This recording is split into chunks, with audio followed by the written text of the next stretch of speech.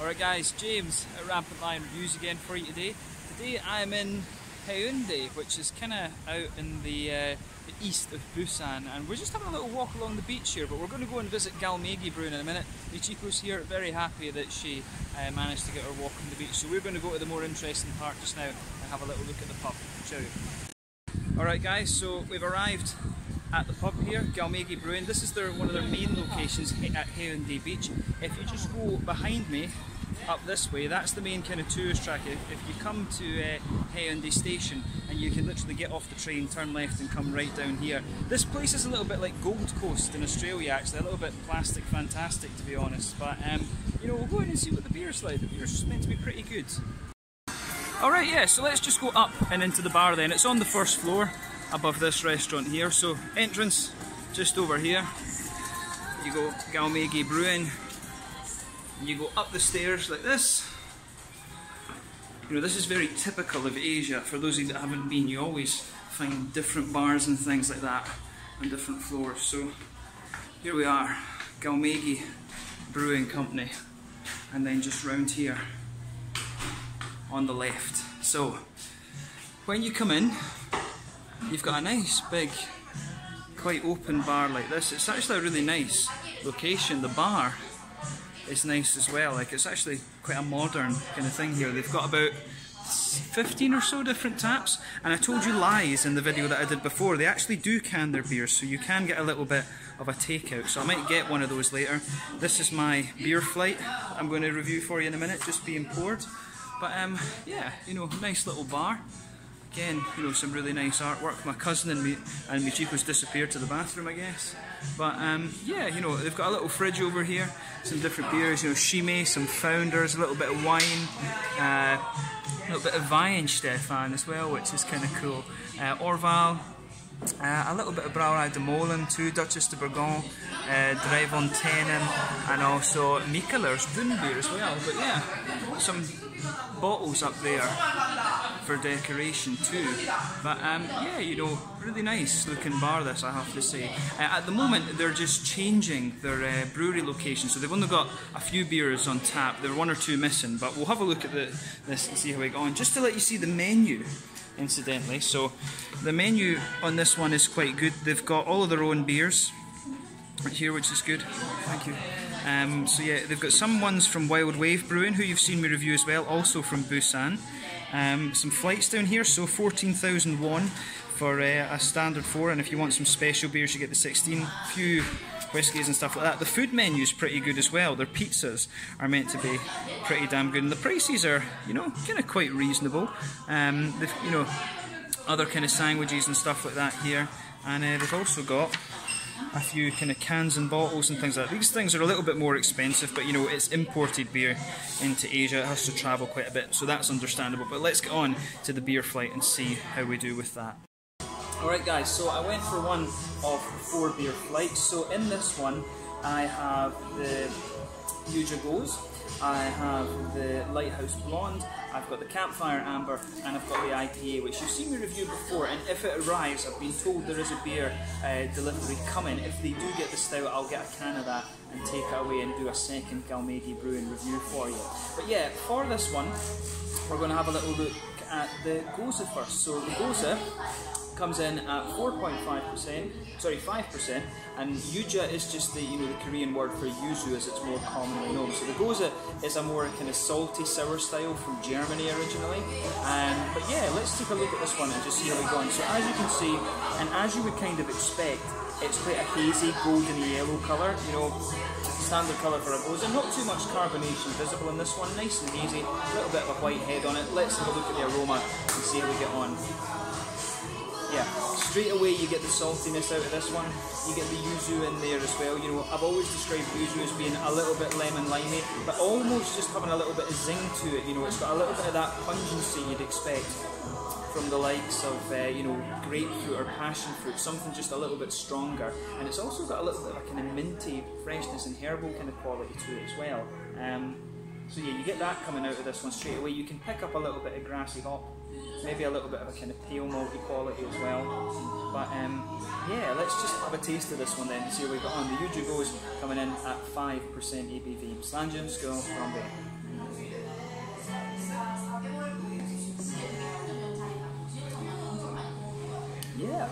That's pretty good actually. So straight away with this one, it's got a nice smoothness in the malt base there. You're going to get that nice smooth bready quality, just blanket in the middle of your tongue.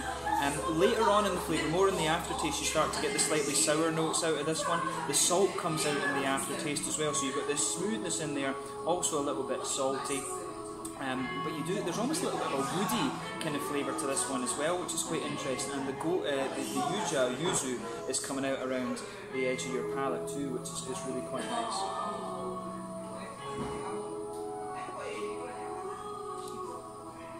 Yeah, you can feel that nice sort of sour edge to the beer just around the edge of your palate as well. It comes in quite sharp, although this is by no means the most sharp sour beer that I've come across. But it does just have a little bit of bite to it, which is really quite nice. But as I say, you get that lemon, limey, yuzu-y flavour just around the edge of your tongue. Whenever you add fruit to a beer, it always suppresses a little bit of the IBUs, and you get that juiciness around the edge of your tongue. But you know, it's really quite nicely done that. That's a solid dose of beer, there's nothing wrong with that actually, I really like it. Mouthfeel, you know, this one is quite light bodied, the carbonation's very, very smooth on it. I would say overall it's quite a smooth mouthfeel. Not really much in the way of bitterness to this beer at all. You do get a little bit of sour tartness as you'd expect, nice juicy fruity qualities. And of course, you've got just that little bit of, there is a little bit of sweetness to the malt base as well, and the saltiness on the back end. So yeah, the Yuju is coming in at 5% ABV. So let's move on to the second one then. So this one is the Lighthouse Blonde. So this guy comes in at 4.5% ABV. They're saying that it's 25 IBUs. The girl behind the bar, she put the beers in the order of IBU count. So 25. The amber that I have is also 25. But you know, you should really go from light to dark, to be honest with you, when it comes to the beers. So as you can see, this one is, you know, a kind of nice bright golden colour, which is pretty much what you would expect for a blonde ale, you know. That's it. But nice, quite clear this one, not really any haze to it. The haze that you're seeing on the camera is because of the condensation around the glass. White head on this one. Nothing surprising about this beer in terms of appearance. So let's look at the aroma. Yeah, this one comes across as quite bready actually. I'm finding this one's a little bit more kind of bready. There's a little bit of a biscuity sweetness in there as well, a little bit like McVitie's Digestive, something like that. Yeah, that's really nice how that goes together actually. The malt base comes across really quite nicely. It does remind me a little bit of a German Helles, but of course the German Helles is a lager beer, it's a low temperature fermentation. This one definitely has a bit of that thicker aroma to it, so you can kind of tell that this is an ale rather than a sort of lager beer.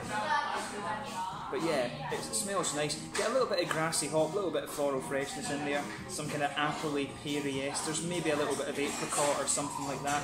So yeah, nothing surprising about this one in terms of the aroma. So let's try this one now and see how it got on. Slanges go, Rombe.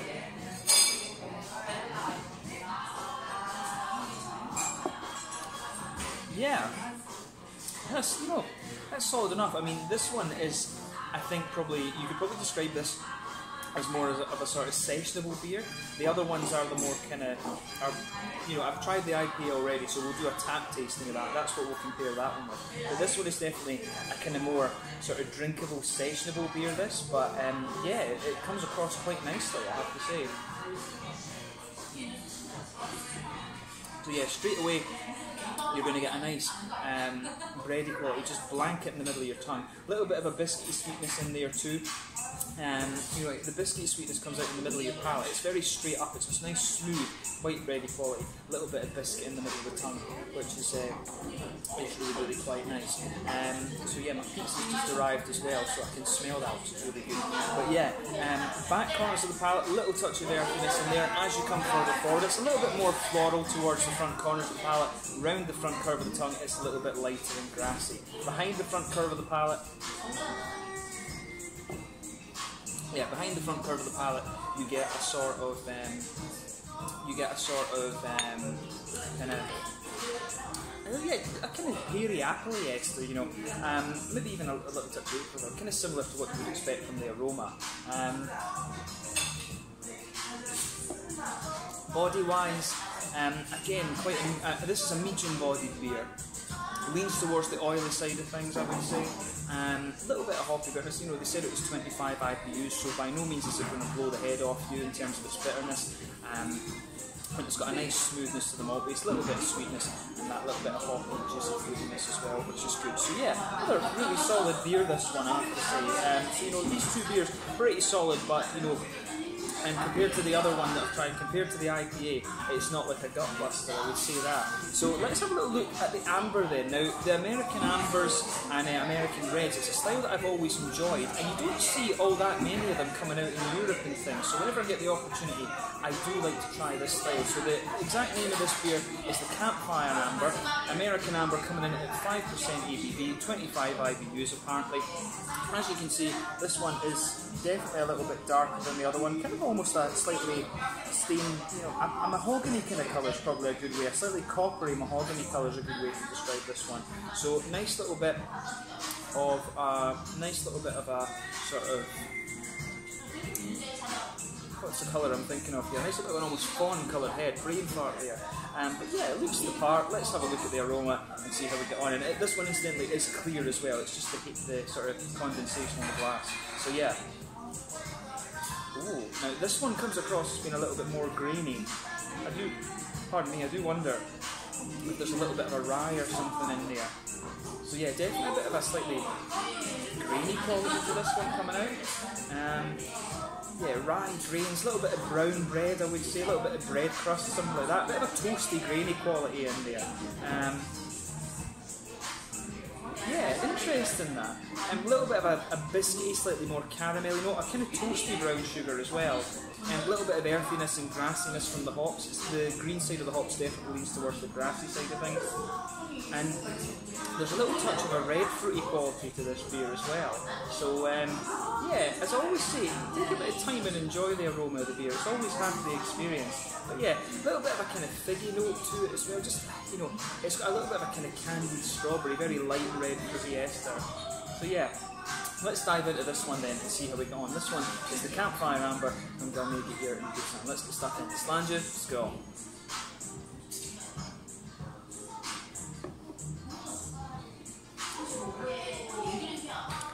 Yeah, so this beer, again, it's a little bit more malty and slightly different. It's got quite a grainy maltiness to it.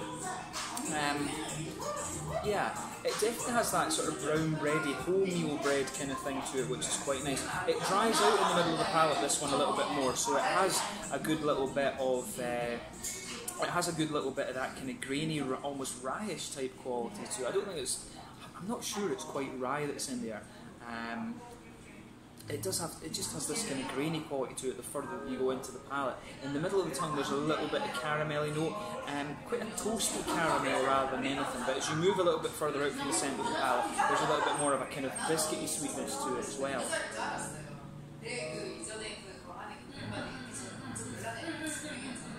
But yeah, on the hoppy side of things, I'm finding the more that I drink of this, you do actually get a little bit more. The malt base does sweeten up a little bit the more you drink of this. Back corners of the palate, it's a little bit earthy. As you come further forward along the sides of the tongue, it becomes a little bit herbal. There is a little bit of a floral quality on the front corner of the palate. And then round the very front curve of the tongue, it's just a little bit lighter and more grassy.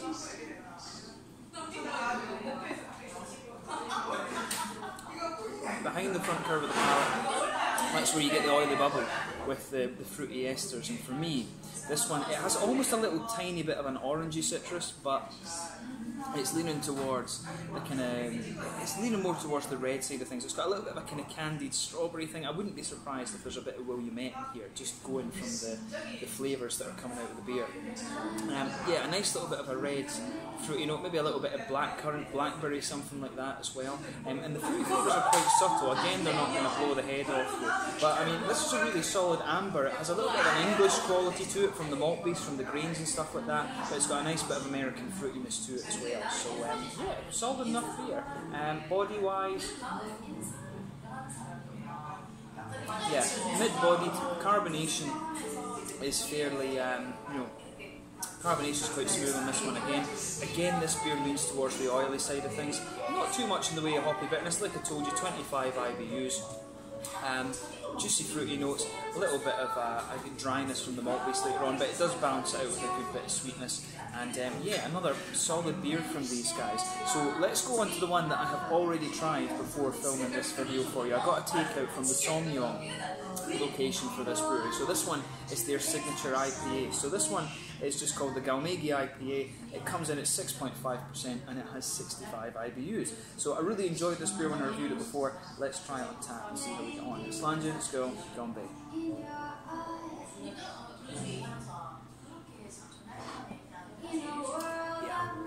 No, like I said to you before, this beer is it's just a very, very solid West Coast IPA. Very, very well balanced. I mean, you know, straight away with this one, the malt base just blankets in the your tongue. It's got a nice smooth bready quality to it. It sweetens up the further you go into it. A little bit of a biscuity sweetness, definitely a little bit of a kind of oily caramel note to the beer as well that comes out of it. On the hoppy side of things, a little touch of earthiness there in the back corners of the palate. As you come further forward along the sides of the tongue, that evolves to be a little bit more of a kind of floral aromaticity. It almost has a little bit of a dankness to it as well, which is nice. And then around the very front curve of your palate, it becomes that little bit lighter and grassy. So the fruity side of the beer is where this one kind of shines a little bit. If you take that little oily bubble behind the front curve of your palate, at the back of that, it becomes a little bit more. It has a little bit of that slightly darker, grapefruity quality to it. As you come further forward, there's a little bit of I would say there's a little bit of a sort of mango-y note to it. Maybe it's a little bit passion fruity as well, in fairness. But going further forward in that, it becomes a more sort of oily, orangey quality. Like I was saying in my review that I did of this one, I suspect there's either, I do suspect it's Citra and one of Amarillo or Galaxy that's in this beer, just because of the way the fruit notes come out of the beer.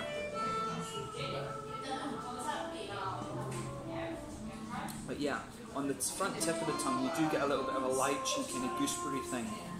And those are complexities that you would always expect of Citra. So like I said, I think Citra and either Amarillo or Citra and Amarillo or Mosaic in this one perhaps. So yeah, I mean, again, this beer, it's really, really nice. This is the best beer out of the four that I've had. The Goza is an interesting one, and it's quite a, you know, in terms of novelty, if we're comparing all the four of these beers, but you know, probably the IPA is their signature one if you want a classic American beer, but the Yuja Goza is probably the more kind of quirky one, because you won't find the Yuja Goza over in the States or in Europe. Probably it will be quite a rare beer. I've seen one or two Yuzu IPAs. That was from, well, the name of the brewery's gone right on my head. There was one of the breweries in London did that, not Beavertown. It was, I remember it later, but they did a Yuzu IPA at one stage, which was really quite nice actually. I enjoyed that one. But yeah, the IPA, it's a really solid mid-bodied beer, quite big and oily, has everything you would want from a West Coast IPA. If you've been missing West Coast IPAs and you're in South Korea, Galmegi IPA will put you on the straight and narrow. Good bit of hoppy bitterness, like I said, it's 65 IBUs. I think in my video I did of this beer earlier, I estimated about 70 IBUs, so I said 60 or 70 IBUs, and it was right in the middle. So it shows my palate's actually doing okay. But this is a really solid West Coast IPA. But yeah, really, really nice beer, this one. And I was glad I was able to review it. So I hope you've enjoyed my take on 4 of the Galmegi Brewing beers. I wish I could have reviewed something from the darker side of the spectrum, but unfortunately, like I said, they are relocating at the moment. So maybe in the future, I'm pretty sure I will come back to Busan, because I've really enjoyed my time here. There's a great beer scene. It's just a little bit unfortunate that they don't can or bottle their beers a little bit more widely. Maybe if they're moving to a new brewery, that's something that is about to change actually. But I've really enjoyed these beers, and I hope you've enjoyed my taste. And I'm going to go and taste this pizza now and see how we go on. I'll tell you about the food in the last thoughts part of the video. Cheers. Alright guys, so just a final thought on Galmegi Brewing Company's location down at Haeundae. I had a good time here, you know. The beers were there. The unfortunate thing, I've just come at a bad time because they are moving brewery. I've heard that they're moving to Sasang Station, and I actually thought that this one was the main location of the brewery, so I made a little bit of a mistake in my research, but you know, I got really good service here. Big shout out to Alana, who answered all my questions and knew a lot about the beer. She was great. The pizza was pretty good as well. You know, price-wise, it's reasonable. You know, you will pay a little bit more for beer in Asia just because, you know, they don't make malt here. They have to import all their malts. Pizza's a little bit more expensive and stuff just because it's a Western food. You know, it's a speciality and stuff. But you know, we had a good time. Got to try some of the different beers. My cousin liked his beer. My Chico liked the pizza. So you know, we had a good time here. If you get the chance, come out and check out one of the Galmegi locations here in Busan. But I hope you've enjoyed another little out and about review for you. This area of Busan, Haeundae, is really quite nice. A little bit more touristy, more white people around than Koreans and stuff at the moment. But you know, it's good to come here, and the Koreans are great, very, very kind people. And there's a good craft beer scene in Busan, so come and check it out. I hope you've enjoyed this review. Unfortunately, I didn't manage to get a can of the stout to review for you. But I'll catch you with the next one, and come and check out Galmegi Brewing here in Busan. Slange,